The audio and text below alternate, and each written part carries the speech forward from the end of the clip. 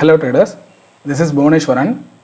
இன்னைக்கு எப்படி ட்ரேட் எடுத்தோம், ஸோ என்ன மிஸ்டேக் நடந்துச்சு அப்படிங்கிறத நான் இங்கே எக்ஸ்பிளைன் பண்ணுறேன். ஸோ மார்க்கெட் பார்த்தீங்கன்னா நான் இன்றைக்கி ட்ரேட் பண்ணுறது ஃபுல்லாக பேங்க் நிஃப்டியில். ஸோ மார்க்கெட் ஓப்பன் ஆனதுக்கு 9:20 தான் நான் அந்த ஸ்ட்ராட்டஜி போடுவேன். ஸோ இன்றைக்கி நான் யூஸ் பண்ணது பார்த்தீங்கன்னா அயன் ஃப்ளை. பெரும்பாலும் அயன் ஃப்ளை இல்லை அயன் காண்டர் இந்த மாதிரி ஸ்ட்ராட்டஜி தான் யூஸ் பண்ணுவேன். அதுக்கப்புறம் அதுக்கான அட்ஜஸ்ட்மெண்ட் அப்படிங்கிறது பண்ணுவேன். மார்க்கெட் ஏதாவது ஒரு ரேஞ்சோ இல்லை ஏதோ ஒரு ட்ரெண்ட் ஆனிச்சு அப்படின்னா அதுக்கு ஒரு சில அட்ஜஸ்ட்மெண்ட் பண்ணுவேன். ஸோ இப்படி தான் மோஸ்ட்லி நம்மளோட அந்த பொசிஷன் அப்படிங்கிறது இருக்கும். ஸோ அப்படி இருக்கும்போது இன்றைக்கி என்ன ஆயிடுச்சு அப்படின்னா மார்க்கெட் இந்த 9:20 கிட்ட வரும்போது ஓவராலாக பார்த்தீங்கன்னா 12 லாட்ஸ் எடுத்துருந்தேன். என்னோட கேபிட்டலுக்கு ஹெட்ஜிங் பண்ணி 12 லாட்ஸ் எடுக்கிறது கரெக்டாக இருக்கும்.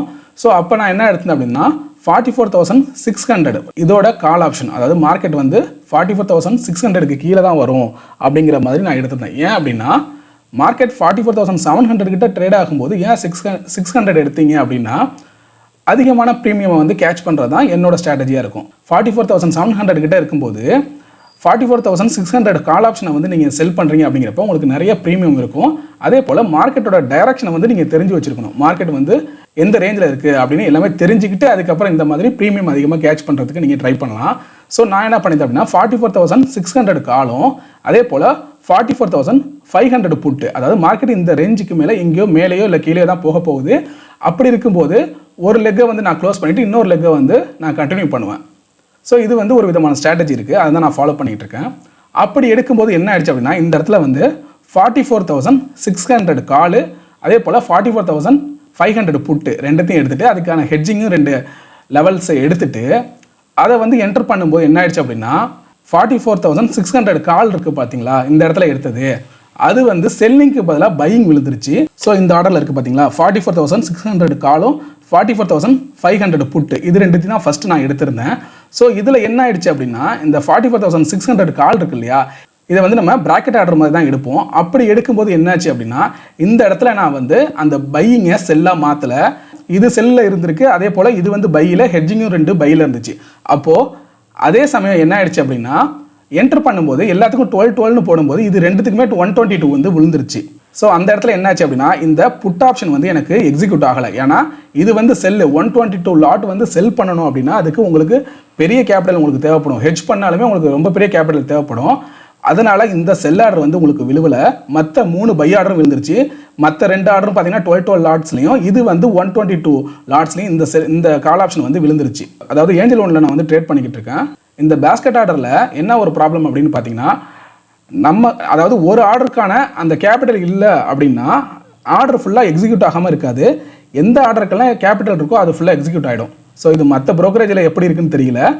இதே போல் தான் எனக்கு என்ன ஆகிடுச்சு, இந்த புட்டோட செல்லு பார்த்தீங்கன்னா எனக்கு எக்ஸிக்யூட் ஆகலை.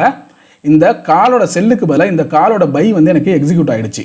அப்போ என்ன ஆயிடுச்சுன்னா இந்த இடத்துல எனக்கு காலுக்கான பை அப்படிங்கிறது எக்ஸிக்யூட் ஆகிடுச்சு. இந்த இடத்துல அதாவது 9:20 எக்ஸிக்யூட் ஆகிடுச்சு.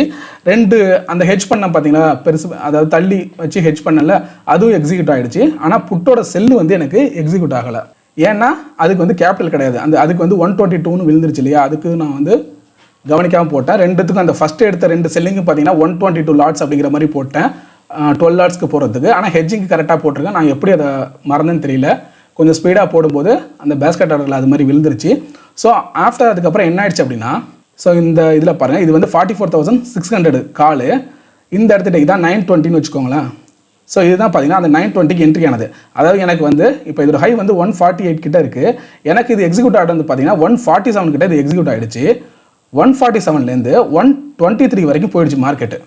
அப்போ என்ன ஆச்சு அப்படின்னா வித்தின் 2 இது 1 மினிட் கேண்டில், ஓகேவா, என்ன நடக்குதுன்னு அதுக்குள்ளே. ஏன்னா ஒரு பக்கம் ஆர்டர் பார்த்துக்கிட்டு இருக்கேன், இன்னொரு பக்கம் பார்த்தீங்கன்னா மார்க்கெட்டை பார்த்துக்கிட்டு இருக்கேன்.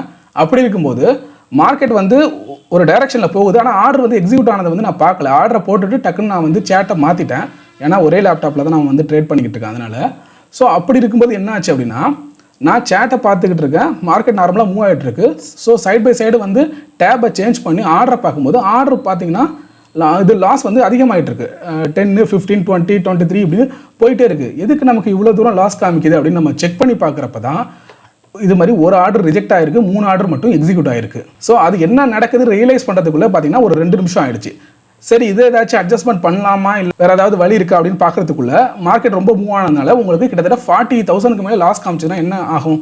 ஆட்டோமேட்டிக்காக நீங்கள் அந்த ட்ரேடை க்ளோஸ் பண்ண தான் நினைப்பீங்க. இப்போ யோசிச்சு பாருங்கள், நான் எடுத்தது வந்து இந்த இடத்துல எக்ஸிக்யூட் ஆனது வந்து எனக்கு 147, 147லேருந்து 123க்கு வந்து நான் க்ளோஸ் பண்ணேன். இந்த இடத்துல 123 இருக்கு இல்லையா, இதுக்கிட்ட இங்கே வந்து நான் க்ளோஸ் பண்ணேன். அப்போது 24 பாயிண்ட், ஓகேவா, 24 பாயிண்ட் லாஸு. இப்போ கால்குலேட் பண்ணி பாருங்கள், 24 பாயிண்ட்டு இன்ட்டு 15 இன்ட்டு 122 என்னாச்சு, 43,000க்கு மேலே எனக்கு லாஸ், அதாவது 44,000 நியராக வந்து லாஸ் வந்துருச்சு அந்த ஒரே ட்ரேடில்.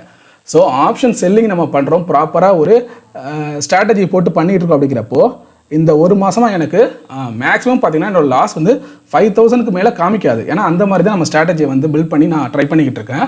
ஸோ அப்படி இருக்கிறப்போ 40,000 லாஸை நீங்கள் பார்த்தீங்கன்னா ஆட்டோமேட்டிக்காக என்ன ஆகும், உங்களோட சைக்காலஜி அப்படிங்கிறது வந்து அஃபெக்ட் ஆகிடும். திரும்ப அந்த 40,000 எப்படி ரெக்கவர் பண்ண முடியும்?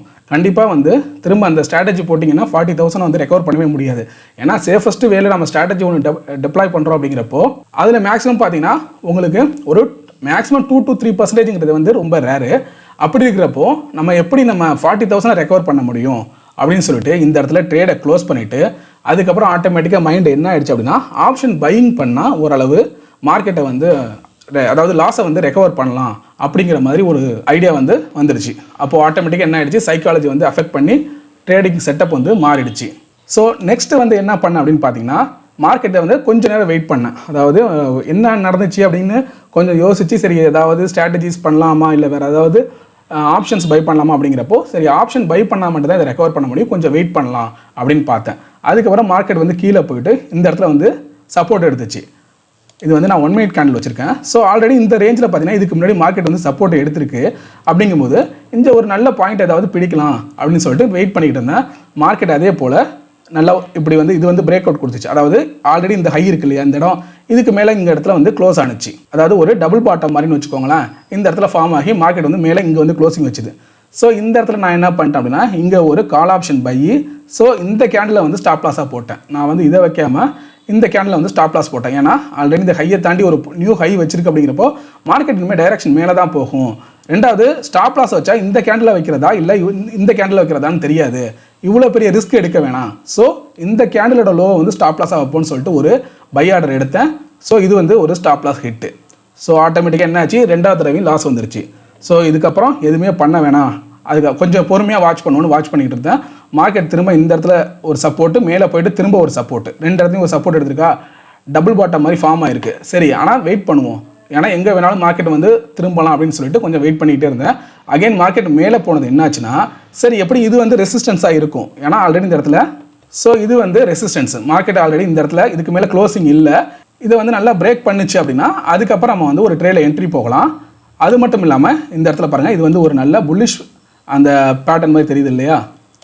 ஸோ இந்த மாதிரி இருக்குது இல்லையா புல்லிஷ் பேட்டர்ன், கரெக்டாக நான் நினச்ச மாதிரியே பார்த்தீங்கன்னா நல்ல ஒரு பிரேக் அவுட் கொடுத்து மார்க்கெட் இங்கே வந்து க்ளோசிங் வச்சுது. ஸோ நான் என்ன பண்ணிட்டேன் அப்படின்னா இந்த இடத்துல ஒரு என்ட்ரி, இந்த கேண்டிலோட லோ வந்து ஸ்டாப் லாஸ், அகைன் வந்து ஒரு கால் ஆப்ஷன் பை. ஸோ இதுவும் என்ன ஆகிடுச்சு, இந்த இடத்துல எனக்கு வந்து ஸ்டாப் லாஸ் ஹிட் ஆகிடுச்சு. நெக்ஸ்ட் கேண்டிலே பார்த்தீங்கன்னா ஸ்டாப் லாஸ் ஹிட் ஆகிடுச்சு. ஸோ அகைன் அண்ட் அகைன் 3 ட்ரேடுக்கு மேலே பார்த்தீங்கன்னா ஸ்டாப் லாஸ் ஹிட் ஆகி லாஸ் பார்க்க லாஸுங்கிறது வந்து ரொம்ப பெருசாகிடுச்சு. ஸோ இதுக்கப்புறம் என்ன ஆகிடுச்சு அப்படின்னா சைக்காலஜி அப்படிங்கிறது வந்து ரொம்ப பெரிய ப்ராப்ளம் ஆகி எப்படியாச்சும் வந்து நம்ம விட்ட பணத்தை பிடிச்சே ஆகும்னு சொல்லிட்டு ஒவ்வொரு டைமும் ராங்கான என்ட்ரி, அடுத்தடுத்து எல்லா இடத்துலையும் பார்த்தீங்கன்னா ராங்கான என்ட்ரியில் போய் மார்க்கெட்டோட டைரக்ஷனை வந்து ஃபைன் பண்ண முடியுது, மார்க்கெட் வந்து டவுன் சைடு தான் போகுது அப்படின்னு சொல்லிட்டு. ஸோ ஓவராலாக டைம் ஃப்ரேமை மாற்றி சேஞ்ச் பண்ணி பார்ப்போம் அப்படின்னு சொல்லிட்டு ஒவ்வொரு இடத்துலையும் என்ன பண்ணிட்டேன் அப்படின்னா டைம் ஃப்ரேமை சேஞ்ச் பண்ணி பார்க்குறப்போ ஸோ இதெல்லாம் சப்போர்ட் பாயிண்ட், இதெல்லாம் பார்த்தீங்கன்னா நல்ல ஒரு சப்போர்ட், மார்க்கெட் இங்கே வந்து சப்போர்ட் எடுக்க வாய்ப்பு இருக்குது. ஸோ இது வந்து ஒரு நல்ல சப்போர்ட் பாயிண்ட் அப்படின்னு சொல்லிட்டு இங்கே ஒரு என்ட்ரி, இது வந்து ஒரு ஸ்டாப் லாஸ் வச்சுருந்தேன். அதே போல் இதை பிரேக் பண்ணிச்சு மார்க்கெட்டு, திரும்ப பிரேக் பண்ணது ரீடெஸ்ட் பண்ணுச்சு. சரி இங்கே வந்து திரும்ப ட்ரேட் எடுக்க வந்து யோசனை ஆச்சு, ஏன்னா மார்க்கெட் வந்து அதிகமான வாலட்டிலிட்டி இருக்குது. அப்படிங்கிறப்போ விக்லாம் பெருசாக ஃபார்ம் ஆகிருக்கு பார்த்தீங்களா. ஸோ இப்படி இருக்கிறப்போ கொஞ்சம் பொறுமையாக வெயிட் பண்ணுவோம் அப்படின்னு சொல்லிட்டு அதுக்கப்புறம் வெயிட் பண்ணி பார்த்து ஒரு சின்னதாக எல்லாமே பார்த்தீங்கன்னா ஸ்டாப் லாஸ் ஹிட் ஆகி ஸோ ஓவராலாக நிறைய ட்ரேட் பண்ணிட்டேன். ஓவர் ட்ரேடுங்கிறது வந்து அதிகமாக பண்ணியாச்சு. ஃபைனலாக பார்த்தீங்கன்னா அந்த லாஸ் அப்படிங்கிறது வந்துருச்சு. ஸோ எவ்வளோ லாஸ் அப்படிங்கிறது வந்து நம்மளோட வெரிஃபைடு ப்ராஃபிட் அண்ட் லாஸ் ரிப்போர்ட்டில் வந்து அந்த லிங்க்கை வந்து கொடுத்துருக்கேன், போய் செக் பண்ணி பாருங்கள். ஸோ நிறைய பேர் கேட்டிருந்தீங்க என்ன ஆச்சு, எப்படி ட்ரேட் பண்ணீங்க அப்படின்ட்டு. ஸோ அதனால தான் இந்த வீடியோவை வந்து நான் போட்டிருக்கேன். ஸோ இதனால தான் பார்த்தீங்கன்னா என்ன தான் நமக்கு வந்து ஒரு ஸ்கில் இருந்தாலும் மார்க்கெட்டோட டைரக்ஷனை ஃபைன் பண்ண முடிஞ்சாலும் எக்ஸ்பைரி டே அப்படிங்கும்போது நம்மளோட டைரக்ஷனுக்கு மார்க்கெட் போனாலுமே அந்த ப்ரீமியம் அப்படிங்கிறது வந்து ஆப்ஷன் ப்ரீமியம் என்ன ஆகும்னா நம்மளோட ஸ்டாப் லாஸ் எல்லாம் ஒவ்வொரு டைமும் ஹிட் பண்ணிட்டு தான் அதுக்கப்புறம் நம்மளோட டைரெக்ஷனில் போகும். அதுவும் இல்லாமல் எக்ஸ்பைரி அப்படிங்கிறப்போ ப்ரீமியம் வந்து சீக்கிரமாக மெல்ட் ஆகும். அதனால தான் பார்த்தீங்கன்னா மோஸ்ட்லி நான் வந்து ஆப்ஷன் பையிங்கை யாருக்குமே சஜஸ்ட் பண்ண மாட்டேன், ஆப்ஷன் செல்லிங்கை சஜஸ்ட் பண்ணுவேன். ஒரு நல்ல கேபிட்டல் வச்சுக்கிட்டு டிசிப்ளினாக ட்ரேட் பண்ணி ஒரு சின்ன சின்ன ப்ராஃபிட் பண்ணாலே போதும், கரெக்டாக இருக்கும். மார்க்கெட்டில் ரொம்ப நாளாக சர்வை பண்ணலாம் அப்படின்னு சொல்லிட்டு எல்லாருக்கும் நான் வந்து ஆப்ஷன் செல்லிங்கை தான் ப்ரிஃபர் பண்ணுவேன் மோஸ்ட்லி. ஸோ மார்க்கெட் முடிஞ்சதுக்கப்புறம் பார்த்தீங்கன்னா ஸோ இதெல்லாம் நல்ல ஒரு பிரேக் அவுட் தானே கொடுத்துருக்கு, இங்கெல்லாம் ட்ரேட் எடுத்துருக்கலாமே அப்படின்னு தோணும். ஆனால் இது வந்து ஒரு நல்ல சப்போர்ட் பாயிண்ட்டுன்னு நான் முன்னாடியே ஃபைன் பண்ணியிருந்தேன். சரி எப்படிங்க வந்து மார்க்கெட் சப்போர்ட் எடுக்கும், இவ்வளோ தூரம் வந்து ஃபால் ஆகிறதுக்கான வாய்ப்பு இல்லை அப்படிங்கிற மாதிரி தான் நினச்சிருந்தேன்.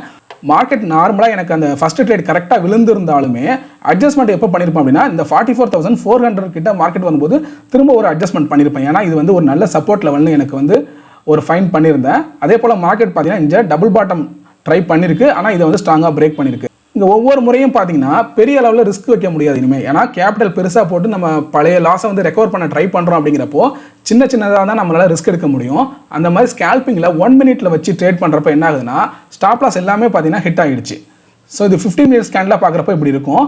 இதை வந்து 1 மினிட்ஸாக பார்த்தீங்க அப்படின்னா ஸோ நிறையா பார்த்தீங்கன்னா ஒரு சேஞ்சஸ் எங்கேயுமே பாருங்கள் ஒரு ப்ராப்பரான என்ன ஸ்டாப் லாஸ் வைக்க முடியல.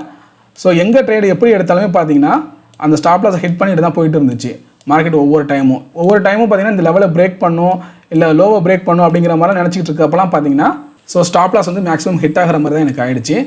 ஸோ அதனால தான் பார்த்தீங்கன்னா இவ்வளோ பெரிய லாஸ் அப்படிங்கிறது வந்து ஃபேஸ் பண்ணுற மாதிரி ஆயிடுச்சு. ஸோ இதுக்கு வந்து மெயினாக என்ன ரீசன் அப்படிங்கிறது வந்து நம்ம அந்த ஃபஸ்ட்டு நடந்த அந்த தப்பு தான். இந்த முதல் கோணம் முற்றிலும் கோணம் அப்படின்னு சொல்லுவாங்க இல்லையா, அது போல் நமக்கு ஃபஸ்ட்டு அந்த ஒரு பெரிய லாஸை பார்த்ததுமே என்ன பண்ணுறதுன்னு தெரியாமல் அந்த ட்ரேட் அப்படியே க்ளோஸ் பண்ணியாச்சு. அதை அதுக்கப்புறம் ஒன்றும் பண்ணியிருக்க முடியாது. ஏன்னா நம்ம செல்லிங் பண்ணியிருந்தா அதை வந்து அட்ஜஸ்ட்மெண்ட் பண்ணலாம், இல்லைனா அதை க்ளோஸ் பண்ணிட்டு ஃபேராகவே அவுட் ஆஃப் த மணி ஏதாவது செல் பண்ணியிருக்கலாம், இல்லை ஏதாவது ஒரு விதத்தில் அட்ஜஸ்ட் பண்ணியிருக்கலாம். பட் நமக்கு அது வந்து 122 லாட்ஸ் வந்து பையிங்கில் விழுந்துருச்சு. அது இல்லாமல் 40,000க்கு மேலே லாஸ்க்கு போய் கொடுத்துருச்சு. ஸோ அதை வந்து திரும்ப செல்லிங் பண்ணி அதை வந்து ரெக்கவர் பண்ண முடியாது. அதே போல் அதை விட்டுட்டு போக முடியாது. 40,000 லாஸாக ஓகே விடுங்க அப்படின்னு சொல்லிட்டு நீங்கள் விட்டுட்டு போக முடியாது. ஏன்னா அது வந்து யாருக்குமே அப்படி தோணாது இல்லையா, ஜஸ்ட்டு ஒரு ட்ரை பண்ணி பார்ப்போம் அப்படின்னு சொல்லிட்டு அடுத்த 2 ட்ரேடும் பார்த்தீங்கன்னா நமக்கு ஸ்டாப் லாஸ் ஹிட் ஆக அதுக்கு ஒவ்வொரு டைமும் இதை ரெக்கவர் பண்ணுறதுக்காக திரும்ப ட்ரேட் எடுத்து ஓவர் ட்ரேட் பண்ணி ஸோ இந்த அளவுக்கு லாஸ் வந்து வந்துருச்சு.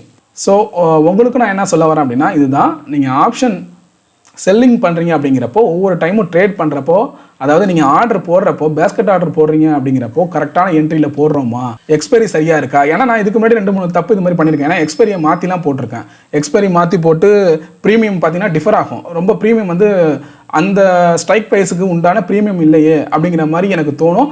அப்புறம் போய் செக் பண்ணி பார்த்தா தான் எக்ஸ்பைரி வேறு வச்சுருப்பேன், எக்ஸ்பைரி சரியாக போட்டிருக்க மாட்டேன், வேறு எக்ஸ்பைரியை சூஸ் பண்ணியிருப்பேன்.